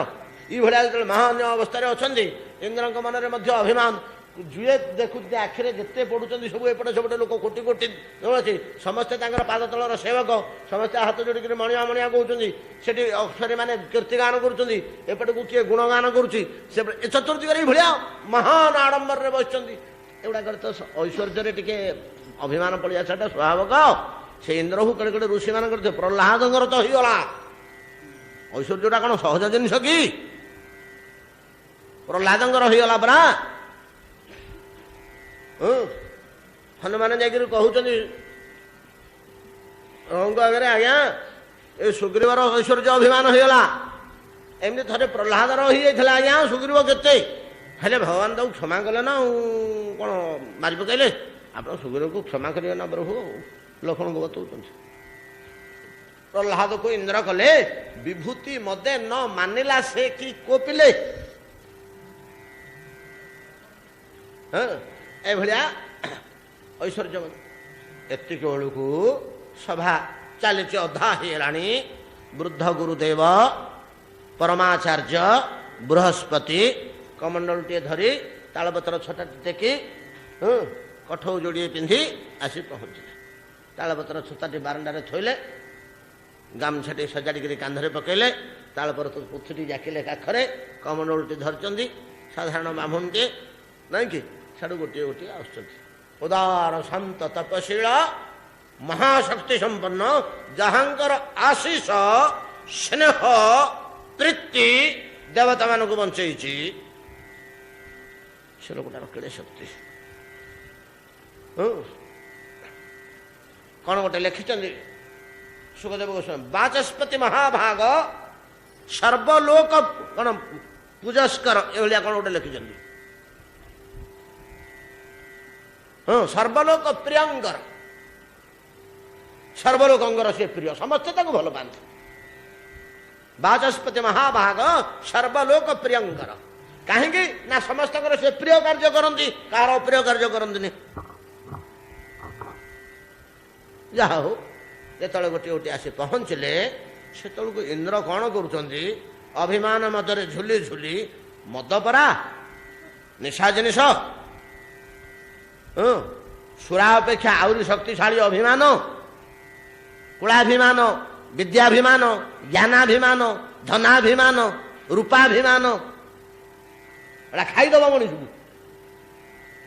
ଏ ଯୋଉ ଅଭିମାନରେ ଉନ୍ମତ୍ତ ହେଇକରି ଅଛନ୍ତି, ସେ କ'ଣ କରିଛନ୍ତି ନା ଆସନ ଉପରେ ବସି ଦକ୍ଷିଣ ପଟରେ ଥିବା ଅଧ୍ୟାସନ ଉପରେ ହାତ ରଖି ମସ୍ତକ ଅର୍ଦ୍ଧସାୟିତ ଅବସ୍ଥାରେ ଏଭଳିଆ ଅଧା ଶୋଇଲା ଭଳିଆ ସିଂହାସନ, ଯେମିତି ଆମେ କ୍ଳାନ୍ତ ଶାନ୍ତ ହେଲେ ଟିକେ ଗଳି ପଡ଼ୁ ତକିଆ ଉପରେ ମନେ ଦେଖି ଆସୁଛନ୍ତି। ସାଡ଼ୁ ଗୁରୁଦେବ ଦେଖିଲେ, ଚାହିଁନେଲେ ଆଡ଼କୁ ଗୁରୁଦେବଙ୍କର ଆସନ ପଡ଼ିଛି, ସ୍ୱର୍ଣ୍ଣ ସିଂହାସନ, ବୃହସ୍ପତିଙ୍କର ସବୁଠୁ ଉଚ୍ଚା, କାଠ ଖଣ୍ଡେ, ଶିଶୁ କାଠରେ ତିଆରି।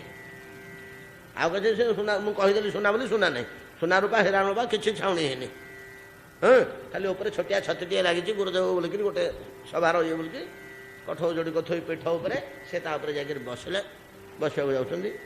ଏଠି ସୁଖଦେବ ଗୋସ୍ୱାମୀ କହୁଛନ୍ତି, ସୁତ କହୁଛନ୍ତି, ଶୁଣ କ'ଣ, ଏଇଟା କର୍ତ୍ତବ୍ୟ ହେଉଛି ଗୁରୁଦେବଙ୍କୁ ଯେତେବେଳେ ଦୂରରୁ ଦେଖି ପକେଇଲେ ଇନ୍ଦ୍ର ଧଡ଼ପଡ଼ ହେଇ ଆସନରୁ ଉଠି ତଳକୁ ପଳେଇ ଗୁରୁଦେବ ଆସିଲେ ଆସନ୍ତୁ ଆସନ୍ତୁ ଆସନ୍ତୁ ଆସନ୍ତୁ ଆରେ ଆସନ ଠିକ କର ରେ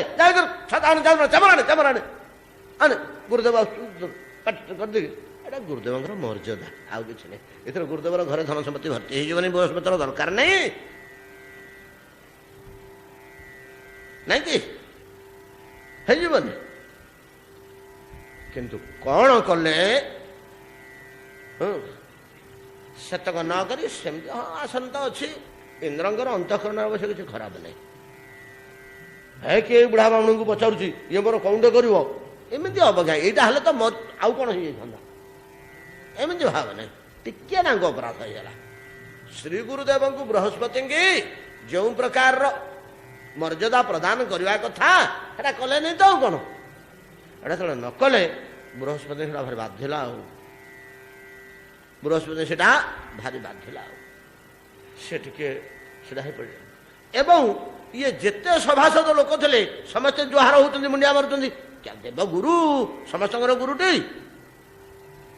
ଯେତେବେଳେ ବୃହସ୍ପତି ଆସି ଯାଉଛନ୍ତି ସମସ୍ତେ ଆସନ ଉଠିକି ସବୁ ମୁଣ୍ଡ ନଙ୍ଗିରି ପଡ଼ିଛନ୍ତି ପାଦ ତଳେ। ସମସ୍ତେ ଚାହୁଁଛନ୍ତି ତାଙ୍କ କୃପା ଟିକେ ମିଳନ୍ତା ବୋଇଲେ ମୋର ବହୁତ ବଡ଼ କଲ୍ୟାଣ ହୁଅନ୍ତା, ମୁଁ ଜୀବନରେ ଶାନ୍ତି ପାଆନ୍ତି, ମୋର ସମସ୍ତ କାର୍ଯ୍ୟ ସମାଧାନ ହେଇଯାନ୍ତା, ଏମିତି ଗୋଟେ ଭାବ ସମସ୍ତଙ୍କର। ଆଉ କ'ଣ ବାଚସ୍ପତି ମହାଭାଗ ସର୍ବଲୋକ ପ୍ରିୟଙ୍କର। ଆଉ ଯେତେବେଳେ ଆସୁଛନ୍ତି ସମସ୍ତେ ପ୍ରଣାମ କରୁଛନ୍ତି।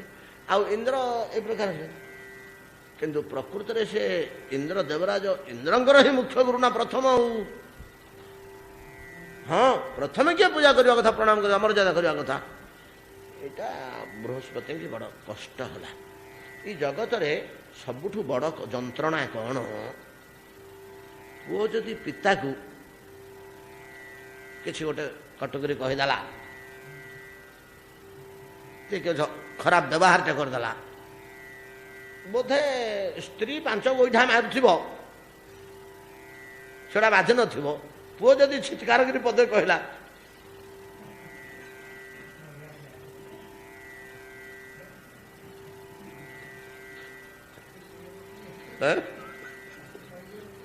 ତାକୁ କହିଲେଣି ମୁଁ ଆଉ କ'ଣ ତାକୁ ପଛେ ସହି ହେଇଯିବ, ଏଇଟା ସହି ହବନି।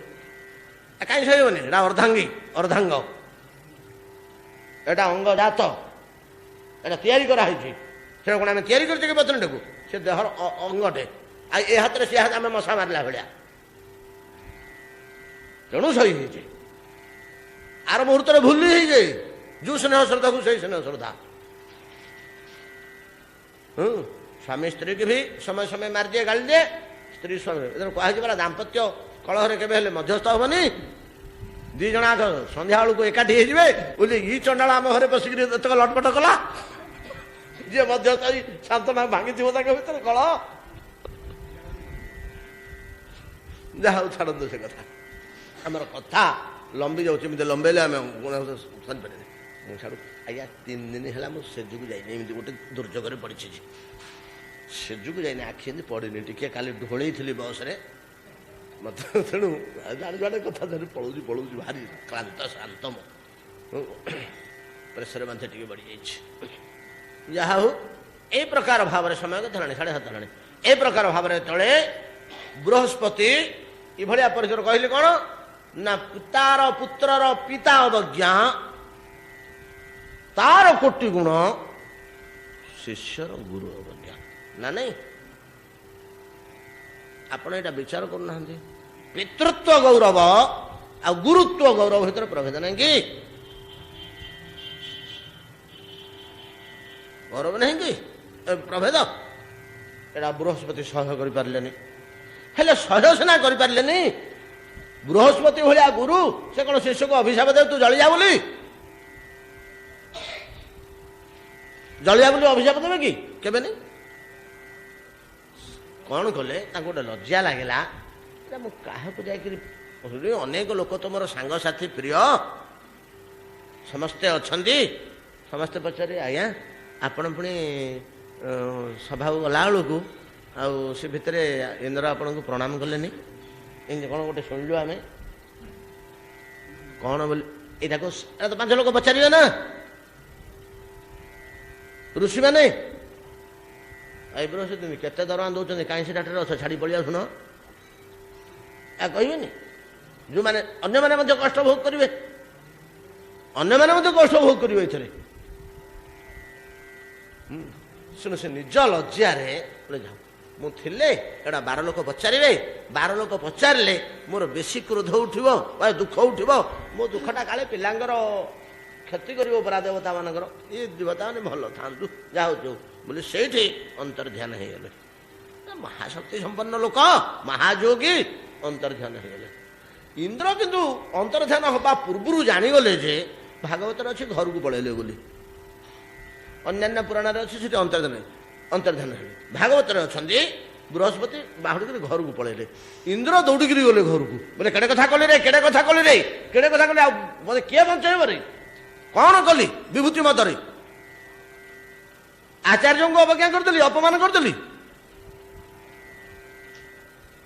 ଦୌଡ଼ିଲେ, ଇନ୍ଦ୍ରଙ୍କର ବୁଦ୍ଧି ଆସିଲା ପଛେ ବୁଝିପାରିଲେ, ଦୌଡ଼ିଲେ ଘରକୁ। ଭାଗବତର ଯାହା ବର୍ଣ୍ଣନା, ଘରକୁ ଯାଇକରି ପହଞ୍ଚିଲେ, ଯାଇକରି ଇନ୍ଦ୍ରଙ୍କର ଇଚ୍ଛାଟା ଯାଇ ପାଦ ତଳେ ମସ୍ତକ ରଖି, ଆଉ ତ ସେଠୁ ମୁଣ୍ଡ କାଢ଼ିବିନି ଆଉ। ବଡ଼ ସୁନ୍ଦର ବର୍ଣ୍ଣନା ଅଛି ଆଜ୍ଞା, ବାହାର କରିବି କି ଆର ବହିରେ ଅଛି, ଏଥିରେ ନାହିଁ, ଦାସ ସ୍କନ୍ଧଟା। ଆଉ ମୁଣ୍ଡଟାକୁ ଗୁରୁଦେବଙ୍କ ପାଦ ତଳୁ ବାହାର କରିବି, ସେଠି ରହିଲା ଚିରଦିନ ଫିକ୍ସ ହେଇକିରି। ଗୁରୁଦେବ ମୋର ତଳେ ଆଉ ଛିଡ଼ା ହେବେନି, ସବୁବେଳେ ମୋ ମସ୍ତକ ଉପରେ ଛିଡ଼ା ହେଇଥିବେ, ଯୋଉଠି ଥିଲେ ଚାଲୁଥିଲେ ମୋ ମସ୍ତକ ଉପରେ ଚାଲୁଥିବେ, ଏଇଭଳିଆ ଭାବରେ ଗଲେ। କିନ୍ତୁ ଇଏ ଯାଇକରି ବୃହସ୍ପତିଙ୍କ ଗୃହରେ ପହଞ୍ଚିଲା ବେଳକୁ ବୃହସ୍ପତି ଅନ୍ତର୍ଧ୍ୟାନ ହେଇଗଲେ। ଇନ୍ଦ୍ର ବହୁତ ଖୋଜିଲେ, ଖୋଜେଇଲେ, ବହୁତ ଖୋଜେଇଲେ, ଟିକି ଟିକି କରି ବାୟୁମଣ୍ଡଳ, ଜଳକଣା, ଧୂଳି କଣା, ପଦ୍ମ ନାଡ଼ ପର୍ଯ୍ୟନ୍ତ, ତାର ସୂତା ଭିତର ପର୍ଯ୍ୟନ୍ତ କୋଉଠି ସୂତ୍ର ହେଇକିରି ପଶି ଯାଇଥିବେ, ମିଶି ଯାଇଥିବେ। ବୃହସ୍ପତି ଭଳିଆ ଶକ୍ତିମାନ ଲୋକ ଯଦି ଆତ୍ମଗୋପନ କରିବ, ତା ସନ୍ଧାନ କୋଉଠୁ ଏମାନେ କିଏ ପାଇବେ? ଏମାନେ କିଏ ପାଇପାରିଲେନି ତାର ସନ୍ଧାନ। ଆଉ ଏମିତି ଗଲା, ଆଉ ଦୁଃଖ ମିରମାଣ ରହିଲେ, ଗୋଟେ ହାହାକାର ପଡ଼ିଲା, ଏମିତି ହେଲା ବୋଲି ଘଟଣା। ଇନ୍ଦ୍ର ତ ଆଉ କିଏ କିଛି କହିଲେ କାହିଁକି କିଏ କହିବ, ଜଣେ ଲୋକ ଅବଜ୍ଞା କରୁଛି କାହିଁକି କହିବ, ସମସ୍ତେ ଜାଣିଲେ ଚୁପ୍ ହେଇକି ରହିଲେ, ଆଉ କ'ଣ କିଏ କିଛି ଆଉ କହିନାହାନ୍ତି। ଯେତେବେଳେ କିଛି କାଳ ବିତିଗଲା, ଏ ଜିନିଷଟା ଚାରିଆଡ଼େ ପ୍ରଚାର ହେଇଗଲା, ଯାରେ ରକ୍ଷାକର୍ତ୍ତା ଗୁରୁ କୃପା ଦେବତାମାନଙ୍କ ଉପରେ ବର୍ତ୍ତମାନ ନାହିଁ, ଏମାନେ ଦେବତା ଗୁରୁ ଅବଜ୍ଞା କରିଛନ୍ତି, ଏଇଟା ଦୁର୍ବଳ ମୁହୂର୍ତ୍ତ ନାହିଁ କି? ଦୁର୍ବଳ ମୁହୂର୍ତ୍ତ ନୁହଁ ଏଇଟା, ଧର୍ମ ତେଜ ଭଗବତ କୃପା ସବୁଥିରୁ ଗୋଟେ ଦୁର୍ବଳ ମୁହୂର୍ତ୍ତ ନା। ଆଉ ଏତିକି ବେଳେ ଅସୁର ମାନେ ଏକଜୁଟ କହିଲେ ଏଇଟା ଗୋଟେ ଦୁର୍ବଳ ମୁହୂର୍ତ୍ତ, କାଲି ଆମେ ଅଳ୍ପ ଦିନ ତଳେ ପରାସ୍ତ କରିଦେଇଥିଲେ, ଏବେ ଦୁର୍ବଳ ମୁହୂର୍ତ୍ତ ତାଙ୍କର ପଡ଼ିଛି, ଧର୍ମ ତେଜ ସବୁଥିରେ ଦୁର୍ବଳ ଅଛନ୍ତି, ଚାଲ ତ ଏତିକି ବେଳେ ଆକ୍ରମଣ କରିବା। ଆଜ୍ଞା ଏମିତି କଲବଲ କଲେ ଦେବତାମାନଙ୍କୁ, ଯୋଉ କଲବଲର ସେମାନେ ଚରମ କଷ୍ଟ ହେଇଗଲା ଦେବତାମାନଙ୍କୁ। ତାପରେ ଏମାନେ ବାଧ୍ୟତାମୂଳକ ବ୍ରହ୍ମାଙ୍କ ନିକଟକୁ ଗଲେ। ଇଏ ଅପରାଧର ପ୍ରାରମ୍ଭ, ଇଏ ପ୍ରଥମ ସ୍ୱର୍ଗ ସରିଲା। ତାପରେ ବ୍ରହ୍ମା ଯୋଉ ଉପଦେଶ ଦେବ ଦେବତାମାନଙ୍କୁ, ଗୋଟେ ଦ୍ୱିତୀୟ ପର୍ଯ୍ୟାୟ କଥା ଆରମ୍ଭ ହେବ। ତାପରେ ଗୋଟେ ତୃତୀୟ ପର୍ଯ୍ୟାୟର ଅଛି, ଆଉ ଗୋଟେ ଚତୁର୍ଥ ପର୍ଯ୍ୟାୟ ଅଛି, ଗୋଟେ ପଞ୍ଚମ ପର୍ଯ୍ୟାୟ ଅଛି। 5ଟା ପର୍ଯ୍ୟାୟ, 5ଟା ପର୍ଯ୍ୟାୟରେ କଥାଟି ଆମର ପୂର୍ଣ୍ଣାଙ୍ଗ ହେବ। ଆମେ ଯଦି ହେବ କାଲି ଆଡ଼କୁ 2ଟା ପର୍ଯ୍ୟାୟ ଏକାଠି ଛାଡ଼ିଦେବା, ବଡ଼ ଅତ୍ୟନ୍ତ ଗ୍ରହଣୀୟ। ଅତ୍ୟନ୍ତ ମୋର ଅନୁରୋଧ, ଏ ବୃତ୍ତାସୁର ଚରିତ୍ର ଟିକେ ସମସ୍ତେ ମନୋଯୋଗ ସହକାରେ ଶ୍ରବଣ କର। ଯାହା ହଉ ଏତିକିରେ ଆଜି ଭାଗବତ ବିଶ୍ରାମ କରନ୍ତୁ, ସମୟ ହେଲାଣି, 7:30 ହେଇଗଲାଣି। ଆସନ୍ତାକାଲି କରିବା। ଆପଣ ଆଉ ଟିକେ ଶୀଘ୍ର କିଏ ପଳେଇ ଆସୁନାହାନ୍ତି, ଝିଅମାନେ କ'ଣ କରୁଥିଲ ଘରେ, ଉଠି ପାରୁନ? ଆଉ ଟିକେ ଶୀଘ୍ର ପଳେଇ ଆସୁନ।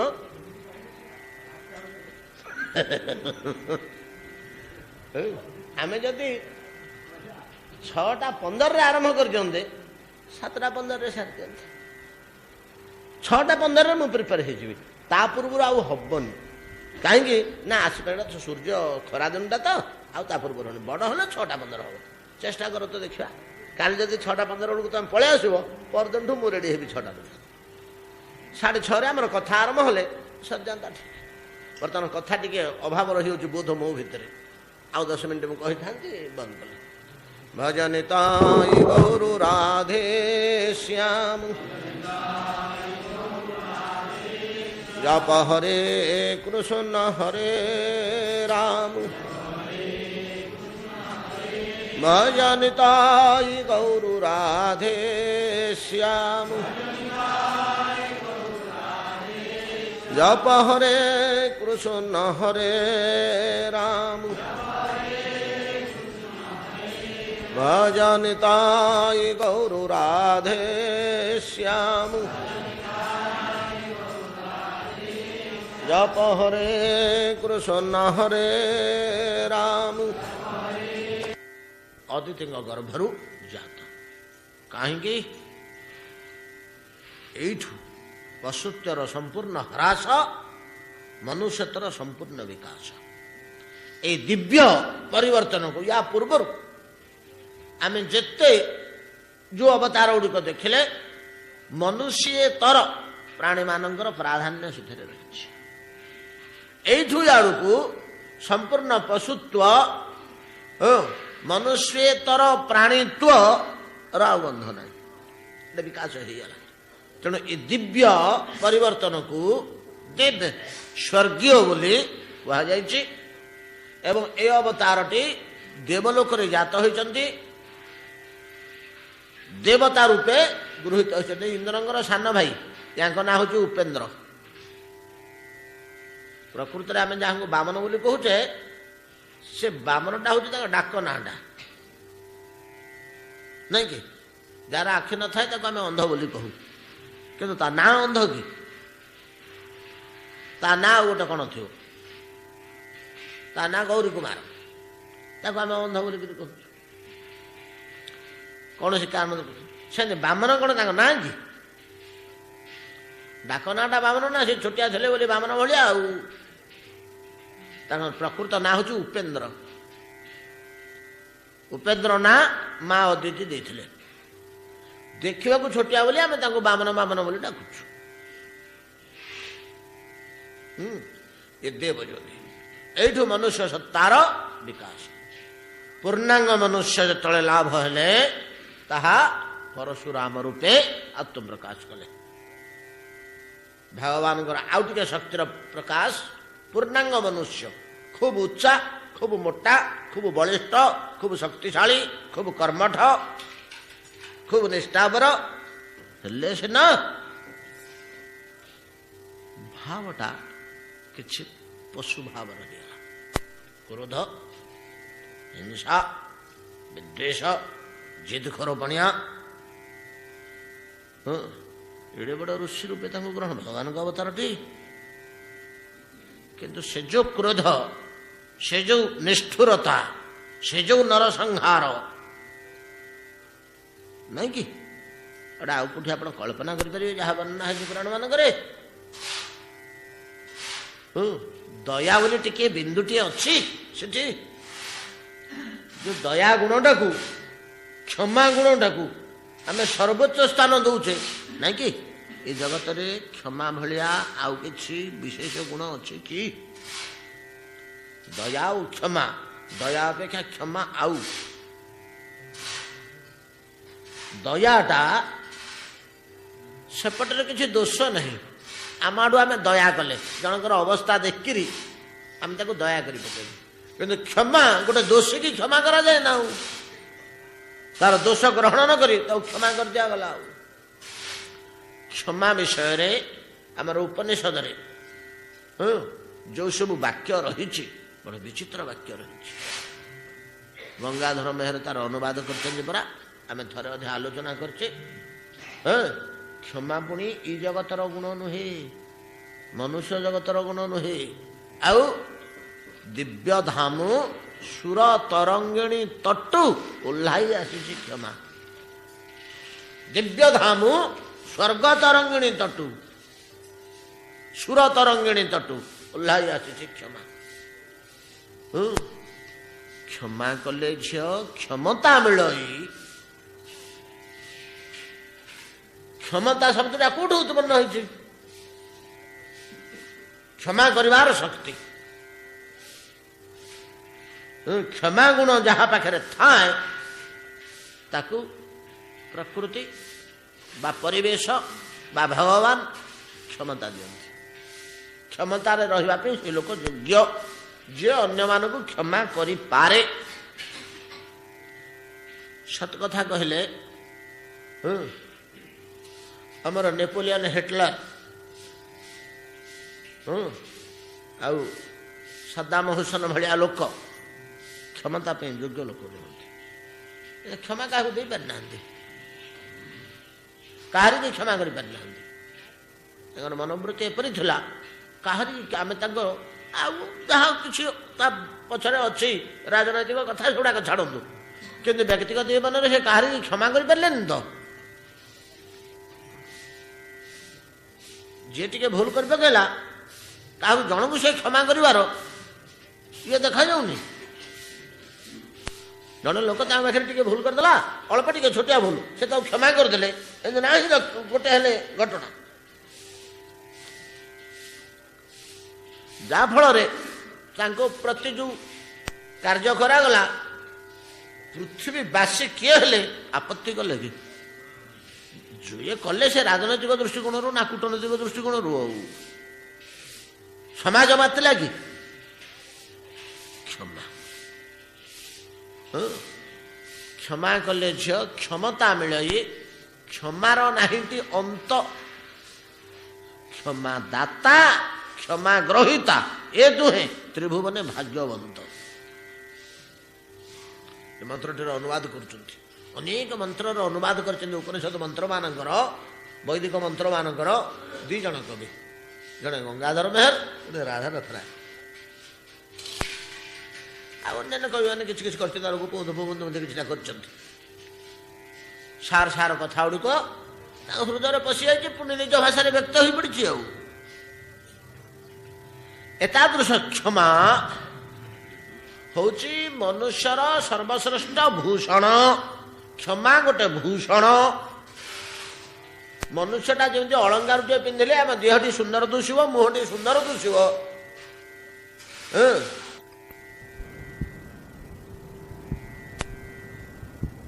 କେଉର ନୁପୁର ଅଙ୍ଗୁରୀୟ ପ୍ରଭୃତି ଦ୍ୱାରା ଶରୀର ଶୋଭା ପାଏ, ସେମିତି ଦୟା କ୍ଷମା ତ୍ୟାଗ ନିଷ୍ଠା ଧୈର୍ଯ୍ୟ ସାହସ ଉଦାରତା ସରଳତା ଇତ୍ୟାଦି ଗୁଣ ଦ୍ୱାରା ଆତ୍ମା ଶୋଭା ପାଏ, ଆତ୍ମା ଶୋଭାୟିତ ହେଇଯାଏ। ଏ ଗୁଣଟାର ବିକାଶ ଘଟିନି ସମାଜରେ। ଯେତେବେଳେ ମନୁଷ୍ୟର ବିକାଶ ଘଟିଯାଇଛି, ପରିପୂର୍ଣ୍ଣାଙ୍ଗ ମନୁଷ୍ୟର ବିକାଶ, କିନ୍ତୁ ଆତ୍ମାର ପୂର୍ଣ୍ଣ ବିକାଶ ଘଟିନି, ଏ ଯେଉଁ ସାମାଜିକ ଅବସ୍ଥା ସୃଷ୍ଟି ଅବସ୍ଥା, ସେ ଅବସ୍ଥାଟି ପରଶୁରାମ ଅବତାର ରୂପେ ଗୃହୀତ ହୋଇଛନ୍ତି। ଯେତେବେଳେ ବିବେକ ପ୍ରକାଶ ପାଇଗଲା, ଏସବୁ ଗୁଣ ଗୁଡ଼ା ପ୍ରକାଶ ପାଇଗଲା, ରାମ ଅବତାର ଏଗୁଡ଼ିକ ଯେତେବେଳେ ପ୍ରକାଶ ପାଇଗଲା, ରାମ ଅବତାର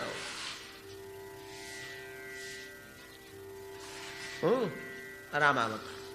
ଏ ଯୋଡ଼ିକ ଅବତାରର ସମ୍ବନ୍ଧ ଅଛି। ଦଶାବତାର ଭିତରେ କେବଳ ଏ ଯୋଡ଼ିକ ଅବତାର ଏକ ସମୟରେ ହେଇଛନ୍ତି। ପରଶୁରାମ ଅଛନ୍ତି, ରାମ ଆସିଲେ, ନାଇଁ କି? ଆଉ କୌଣସି ଅବତାରରେ ନାହିଁ, ଆଉ କୌଣସି ଅବତାରରେ ଏଇଟା ଘଟିନି। ଏମାନଙ୍କ ଭିତରେ ସମ୍ବନ୍ଧ ଅଛି, ଆଳାପ ହେଇଛି, ଦେଖା ସାକ୍ଷାତ ହେଇଛି, କିଛି ତାତ୍ତ୍ୱିକ ରହସ୍ୟର ଆଦାନ ପ୍ରଦାନ ଦେଖେଇଛନ୍ତି ମୁନି ଋଷିମାନେ। ପୂର୍ଣ୍ଣାଙ୍ଗ ମନୁଷ୍ୟ, ତା ଦେହରେ ବିବେକର ବିକାଶ,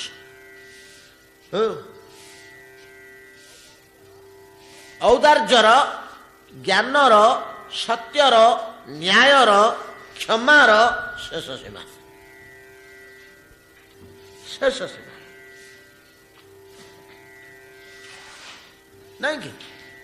କୈକେୟୀ ଯେଉଁ କାର୍ଯ୍ୟ କଲେ ବିରୁଦ୍ଧାତ୍ମକ, ପ୍ରଭୁ ଶ୍ରୀରାମଙ୍କର କ୍ଷମା ଗୁଣଟା ସେଠି ପ୍ରକାଶ ପାଉନି। ଟିକେ ବିଚଳିତ ହେଇଛନ୍ତି, ଟିକେ ବିଚଳିତ ହେଇଛନ୍ତି। ଏମିତି ବହୁ ବହୁ କ୍ଷମା। ଶୂର୍ପଣଖା ପ୍ରଭୃତି କ୍ଷେତ୍ରରେ ଯେଉଁଠି କଠୋର ହେବାକୁ ପଡ଼ିଛି ଲୀଳା ଦୃଷ୍ଟିରୁ, ନିଜେ ମଧ୍ୟ କରିପାରିନାହାନ୍ତି। ଲକ୍ଷ୍ମଣ ତା ନାକ କାନ କାଟିଲୁ, ଏଇଟା ତ ସିଷ୍ଟମ ଭିତରେ ଅଛି, ତାର ନାକ କାନ କାଟିବାକୁ ହବ, ମୁଁ କାଟି ପାରିବିନି, ତୁ କାଟିଦେ। ଏଭଳିଆ କରିଛନ୍ତି, ଏଭଳିଆ କରିଛନ୍ତି।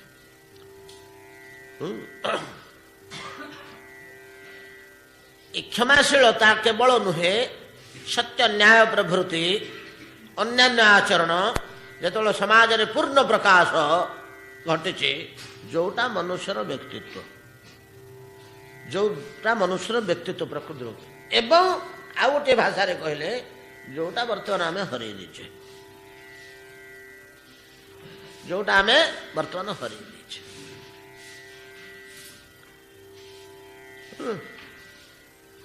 ରାମାବତାର, ରାମାବତାର ପରେ ମନୁଷ୍ୟ ସମାଜ ସାଚୁରେଟେଡ ରାମାବତାରରେ ନାଉ, ମନୁଷ୍ୟ ସମାଜ ସାଚୁରେଟେଡ ରାମାବତାରରେ ବା ସୃଷ୍ଟି ପ୍ରକ୍ରିୟା, ସେଠୁ ଆଉ ଥରେ 90 ଡିଗ୍ରୀରୁ ଡାଉନ ଭଲ ହେଲା ବୃତ୍ତ। 70, 71, 72, 75 ବଢି ବଢିକିରି କୋଣ 90 ଡିଗ୍ରୀରେ ପହଞ୍ଚିଲା, ସାଚୁରେଟେଡ ହେଲା। ଏଠୁ ଆଉ ଥରେ ଗଲା ରାମାବତାର। ରାମାବତାର ପରେ ଗୋଟିଏ ବଳରାମ ଅବତାର ଆସୁଛନ୍ତି। ହଳଂ କଳୟତେ ବୋଲି ଜୟଦେବ କହିଛନ୍ତି ତାହାଙ୍କୁ। କୃଷ୍ଣଙ୍କୁ ଏ 10 ଅବତାର ଭିତରେ ଗ୍ରହଣ କରାଯାଉନି, ବଳରାମଙ୍କୁ ଗ୍ରହଣ କରାହେଉଛି ଯୁଗାବତାର ଭିତରେ। ତାଙ୍କ ହାତରେ ଆମେ ଯୋଡ଼ିଏ ଜିନିଷ ଦେଖୁଛୁ, ଗୋଟିଏ ହଳ, ଗୋଟିଏ ମୂଷଳ କୁ ଅନନ୍ତ କାଳରୁ ପୁରାଣମାନେ ନିର୍ଣ୍ଣୟ କରି ଦେଇଛନ୍ତି। ଏ ହଳ ମୂଷଳର କ'ଣ ଆଭିମୁଖ୍ୟ ହେଇପାରେ? ଇଏ କାହାର ପ୍ରତୀକ? ହଳ ମୂଷଳ କାହାର ପ୍ରତୀକ? ଯଦିଓ ଏ ଭାଷା ଆଧୁନିକ ହେଇଯାଉଛି, ପୌରାଣିକ ହଉନି ବୋଲି ଆମର ଗ୍ରହଣ ଯୋଗ୍ୟ ହଉନି, ଶିଳ୍ପ ଆଉ କୃଷିର ବିକାଶ। ଯେତେବେଳେ ମନୁଷ୍ୟମାନେ ଦେଖିଲେ ଯେ ଏଇ ଫଳଟି ବଡ଼ ସ୍ୱାଦ ଲାଗୁଛି, ମୋତେ ଅରଣ୍ୟରୁ ସଂଗ୍ରହ କରିବାକୁ ପଡ଼ୁଛି, ଏ ମୂଳଟି ବଡ଼ ଉପାଦେୟ ହେଉଛି, କିନ୍ତୁ ବଣରୁ ଖୋଜିବାକୁ ପଡ଼ୁଛି, ତା ମୁଣ୍ଡିଟା କାଟିକିରି ଆମ୍ବାଡ଼ି ପଟେ ପୋତି ଦେଇଥାନ୍ତି, କୁଆଡ଼େ ଯାଇ ବଣରେ ବୁଲିବା। ସେ ଫଳର ମଞ୍ଜି ଯୋଡ଼େ ଏଠି ଆମ ଘର ପାଖରେ ଲଗେଇ ଦେଇଥାଏ, ପାଖ ଆଖରେ। ଏଠୁ ତ କୃଷିର ପ୍ରକାଶ। ଆଉ କ'ଣ? ଅରଣ୍ୟରୁ ଖାଦ୍ୟ ସଂଗ୍ରହ କରୁଥିଲେ ତ, ଅରଣ୍ୟରେ ଖୋଜି ଖୋଜି କୋଉଠି ଥିବ କ'ଣ ନାହିଁ, ବୋଝଟେ ଧରିଲା, ସକାଳୁ ବାହାରିକରି ଗଲା, ବଣରେ ବୁଲୁ ବୁଲୁ ବୁଲୁ ବୁଲୁ, କୋଉଠି ପିଜୁଳି ପାଇଲା କି କୋଉଠି ବେଲ ପାଇଲା, କ'ଣ ପାଇବ, କୋଉଠି ପାଇବ କିଛି ଠିକଣା ଅଛି? କିନ୍ତୁ ବାଡ଼ିରେ ଗଛ ଲଗେଇକିରି ପାଚିଲା ଫଳ ତୋଳିକିରି ଆଜି ଏତିକି ତୋଳିଥା, କାଲି ବାକି ତକ କାଲିକି ଥାଉ, ଏ ଯୋଉ ବ୍ୟବସ୍ଥା ତଳେ ଆରମ୍ଭ ହେଲା, ଏଇଟା ଆମର ବଳରାମ ଅବତାର। ଆଉ ଗୋଟିଏ ହେଉଛି ବୁଦ୍ଧାବତାର, ତା ପରବର୍ତ୍ତୀ। ବୁଦ୍ଧାବତାର ବିଷୟରେ ସେମିତି କିଛି ସୂଚନା ମିଳୁନି, ମହାତ୍ମା ମହାପୁରୁଷଙ୍କ ଲେଖା ଭିତରେ ମୁଁ ଏପର୍ଯ୍ୟନ୍ତ ପାଇନି। ଅନୁମାନ ହେଉଛି ଆମର ଏଇ ଯେଉଁ ବିଜ୍ଞାନ ବୁଦ୍ଧିର ବିକାଶ ସେଇଠୁ ଆରମ୍ଭ ହୋଇଛି। ବୁଦ୍ଧାବତାର ପରେ ଏ ବୌଦ୍ଧିକ ବିକାଶ ଘଟିଛି। ବୌଦ୍ଧିକ ବିକାଶ ଘଟିଲେ ଚତୁରତା, କୁଟିଳତା, ଚାଲବାଜି, ଏଗୁଡ଼ାକ ସବୁ ଏଗୁଡ଼ା ବୌଦ୍ଧିକ ବିକାଶ ନା? ନିର୍ବୁଦ୍ଧିଆ ଲୋକ କରିପାରିବନି, ସରଳ ଉଦାର ନିଷ୍କପଟ ଲୋକ ଗୁଡ଼ା କରିପାରିବନି ଆଜ୍ଞା। ଦିବ୍ୟ ଗୁଣ ଥିବା ବ୍ୟକ୍ତି ଏସବୁ କାର୍ଯ୍ୟ ଗୁଡ଼ା କରିପାରିବନି ନା। ବୌଦ୍ଧିକ ବିକାଶ ଯାହାର ସୃଷ୍ଟି ବୁଦ୍ଧ ଅବତାର ଠାରୁ ଭଗବାନ ଆସିକରି ସେଇଟାକୁ ଷ୍ଟାର୍ଟ କରିଦେଇ ଗଲେ, ମନୁଷ୍ୟ ସମାଜର ବୌଦ୍ଧିକ ବିକାଶ ଘଟି ଘଟି ଘଟି ଘଟି ବର୍ତ୍ତମାନ ଭୂମିକମ୍ପ କେବେ ହେବ ଆମେ ପୂର୍ବରୁ ଜାଣିପାରୁଛେ, କେତେ ଜୋରରେ ହେଲା ତାର ମାନ ନିର୍ଣ୍ଣୟ କରିପାରୁଛେ, ବା ଯାହା କିଛି 5 ଥରରୁ ଥରେ 2 ଥର ଫେଲ ହେଲେ ମଧ୍ୟ 2 ଥର 2 ଥର ଜାଣିପାରୁଛେ ତ। ବୃଷ୍ଟିପାତ କେତେବେଳକୁ କୋଉଠି କୋଉ ଅଞ୍ଚଳରେ କେତେ ପରିମାଣରେ ହେବ କିଛିଟା ଅନୁମାନ କରିପାରୁଛେ। ଚନ୍ଦ୍ର ମଙ୍ଗଳ ପ୍ରଭୃତି ଗ୍ରହର ସମ୍ବାଦ ମଧ୍ୟ ସଂଗ୍ରହ କରିପାରୁଛେ, ଯୋଉ ବୌଦ୍ଧିକ ବିକାଶ ବୁଦ୍ଧାବତାର। ଏବଂ ଯେତେବେଳେ ଧ୍ୱଂସ ହେଇଯିବ, କେତେବେଳେ ଧ୍ୱଂସ ହେଇଯିବ? ଧର୍ମର ଧ୍ୱଂସ ହେଇଗଲେ ଏଟା ଧ୍ୱଂସ ହେଇଯିବ। ଯେଉଁଦିନ ଧର୍ମର ସମ୍ପୂର୍ଣ୍ଣ ଧ୍ୱଂସ ହେଇଯିବ, ସେଦିନ ବିଶ୍ୱ ଧ୍ୱଂସ ହେଇଯିବ। କାହିଁକି? धारणात धर्म इत्याहु सएव परम प्रभु। आम मुनि ऋषि मैंने कहले अरे धर्म धर्म कौन हूँ रे ख्रीष्टियान धर्म मोहम्मदियान धर्म जी धरची ता ना हूँ धर्म धारणात धर्म इत्याहु धरची बोली ता ना धर्म जो धरवाटा तार पूरा सरीगला धर्मर संपूर्ण विलोप होगा आ धरिया लोक किए ना तार खसी पड़ कौन कणिक अवतार ये प्रकार भाव भगवानंकर ये दशावतार भितर गोटे सुंदर रहस्य रही भागवत शक्ति आसी गोटे अवस्था को आउ गोटे अवस्था को चेंज कर देकर जाऊँ से चलला पुणी ताकू जदि परिवर्तन करने को अच्छी ब्रह्मा चिंतित होती पुणी भागवत शक्ति आसूची आ गोटे विवर्तत चेंज यही प्रकार भाव आमर सामाजिक विकास सह दशावतार अंगांगी भाव जड़ित किंतु ए दृष्टि यहाँ को आलोचना करने को हेनी केवल कहीं भगवत सत्ता भक्ति पूजा उपासना मंत्र मूर्ति ये बाटर या धरी हम ता क्रिया कौन हो क्रियाटा या पारे अतएव अवतार कथा श्रीमद भागवत गोटा सूचना अच्छी इनडायरेक्टली कोटि कोटि आमर आलोचना होती ये विषय वस्तुटा तो आम झांझपीठार आलोचना हैनी आम झांझपीठा को आसला बेलू आम 6 अध्याय 6 स्कंद सरला षष्ठ स्कंदरू आम ये पढ़ाई षष्ठ स्कंद पर्यंत हरिदास मठरे होता से जो सब गुड़ाक बहुत गद्याकार आम जो आलोचना कले यहाँ गद्याकार अच्छी श्लोक आकार ना बहुत गद्य आसूँ ता भितर ये सब रहस्य रही तेज अप्रकाश्य लुक्कायित भाव रही प्रकार भाव विश्वर विकास सहित तेणु या जुगावतार कह जाए ये प्रति जुगरे है प्रति जुगरे है किंतु प्रति चतुर्जुगरे नृसिंह अवतार राम अवतार वामन अवतार ना प्रति चतुर्जुगरे ना तार प्रभावटा रही कल्परे गोटे थर हम नृसिंह अवतार कल्परे गोटे थर हम वामनावतार कल्परे गोटे थर हम रामावतार ये 10 अवतार भितर ये 3टा सब कल्प चतुर्जुगरे ना जुगावतार कहले चतुर्जुग ना भितर हो कथा आउ केतक शास्त्र मतरे नहीं ब्रह्मांकर दिवसर प्रथम प्रथम भाव एगुड़ा सब कहीं ना जदि एबे रामावतार हेले विवेकर प्रकाश पाइला बोली आम कहवा त्रेता जुगरे सत्य जुगरे जो राजा मान कथा वर्णना होती विवेक और ज्ञान को अच्छी क्षमाशीलता दया त्याग गुड़ाक सत्य जुगरे ही सब हो जाए केमती विराट भास्ट जिनसटे तो ताकू से एपट सेपट कर कंजेस्टेड कर आम धरिक व्यक्त कला बेलू गोलमालिया रही जाऊँगी भितर टे अतृप्ति रही जाऊँगी या ठीक व्यक्त है भूल रहीगला किए सीना प्रश्न करूना धरुना आम जहाँ अच्छे आम कहीदे शुणी जाऊे या प्रश्न कले किए मीमांसा कर अनंत सागर किए मीमांसा कर जो अंश जोटू जी पाइले आम से केवल आलोचना कर जहा हो सी जहा होती हूँ ये दशावतार मूल अच्छी गोटे लोक से गोटे लोक एमती 10टा रूप धरिक जड़े आसिक कर सबुथर ब्रह्मा बसिक भगवान को आकुल व्याकुल ही डाकुं भगवान गोटे रूप आसिक गोटे परिवर्तन कर जाऊँ मूल अच्छी गोटे लोक ना कि जयदेव गोस्वामी स्पष्ट भाव में कहीदे तो दशाकृति कृते कृष्णाय तुभ्यं नमः नहीं कि कौन से आरंभ कहले वेदानुद्धरते जगन्ति बहते भूगोल मुदुब्रते नहीं कि उद्बहते भूगोल उद्बहते दत्तक दारयते दार कहले फाड़ कर दारण से अर्थ दारू दत्तक दारयते ବଳିଂ ଛଳୟତେ ବାମନାବତାର କ୍ଷତ୍ର କ୍ଷୟଂ କୁର୍ପତେ ନାଇଁ କି ପୌଲସ୍ତ୍ୟଂ ଜୟତେ ରାମାବତାର ପୌଲସ୍ତ୍ୟଂ ଜୟତେ ହଳଂ କଳୟତେ କାରୁଣ୍ୟମାତନ୍ୱତେ ବୁଦ୍ଧାବତାର ନାଇଁ କି ମ୍ଲେଚ୍ଛାକୃତି କୃତେ